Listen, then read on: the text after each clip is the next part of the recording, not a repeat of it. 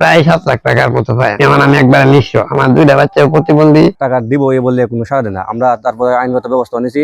বিপদ আপদে মানুষের পাশে দাঁড়ানোই ছিল যার নেশা। রাত 2টা হোক কিংবা ভোর, কারো অসুবিধার কথা শুনলেই বাড়িয়ে দিতেন সহযোগিতার হাত। কিন্তু আজ সেই পরোপকারী মনোভাবই কাল হয়ে দাঁড়িয়েছে শারীরিক প্রতিবন্ধী ব্যবসায়ী মামুন মিয়ার জীবনে। নিজের কষ্টে 7 লক্ষ টাকা মানুষের কাছে আটকে যাওয়ায় এখন তিনি 2 প্রতিবন্ধী সন্তান নিয়ে দিশেহারা এই সফল ব্যবসায়ী। কিশোরগঞ্জের পাকুন্দিয়া উপজেলার নারান্দি গ্রামের মৃত আব্দুল কাদিরের ছেলে মামুন মিয়া শারীরিক প্রতিবন্ধকতাকে জয় করে একসময় হয়ে উঠেছিলেন সমাজের উদাহরণ। মোবাইল মেরামত, রিচার্জ আর মোবাইল ব্যাংকিং এর ব্যবসায় বছরে লেনদেন করতেন 60 থেকে 70 লক্ষ টাকা। অথচ সেই মামুন মিয়া আজ নিঃস্ব।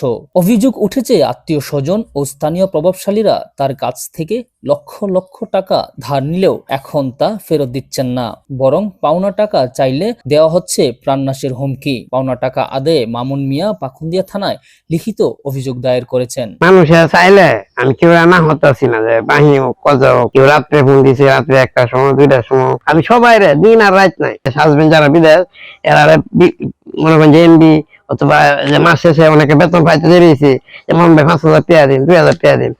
আল্লাহর কসম কাটতে আমি কইতাম যে আমার ক্যাশটা ধরে আমি এমন কোন মহিলা নাই যে মানে চাইলে আমি না হচ্ছে। মহিলাদের বুঝাইতেছি কথাটা, কিন্তু মহিলা না, যেমন এরকম পুরুষ যারা আছে সবার কাছে আমি প্রায় 7 লাখ টাকার মতো পাই। যেমন আমি একবার নিঃস্ব, আমার 2টা বাচ্চা প্রতিবন্ধী। এদিকে ছাত্রনেতা ও স্থানীয় যুবকরা এই অন্যায়ের বিচার ও মামুনের পুঁজি ফিরিয়ে দেওয়ার দাবি জানিয়েছেন। অসুস্থ অবস্থায় তাকে সাহায্যের বদলে হয়রানি করা অত্যন্ত লজ্জাজনক। মানবিক দিক বিবেচনা করে যারা তার কাছে ঋণী তাদের উচিত দ্রুত টাকা পরিশোধ করা। যে মামুন ভাই যে টাকাটি আছে, এই টাকাটি যাতে মানুষ দিয়ে দেয়, আমরা সবাই এলাকাবাসী যারা আছে সবাই এই প্রত্যাশার সাথে টাকাগুলো যাতে মানুষ মামুন ভাইয়ের কাছে ফিরাই দেয়।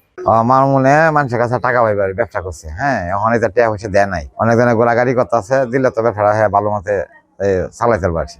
টাকাটি পাইবো, তারা যদি দেয় সবচেয়ে ভালো আর কি। সহযোগিতা ও সহমর্মিতাই পারে একটি বিপন্ন পরিবারকে রক্ষা করতে। কান্নাজড়িত কণ্ঠে মামুন মিয়া বলেন, তিনি মানুষের কাছে হাত পাততে চান না।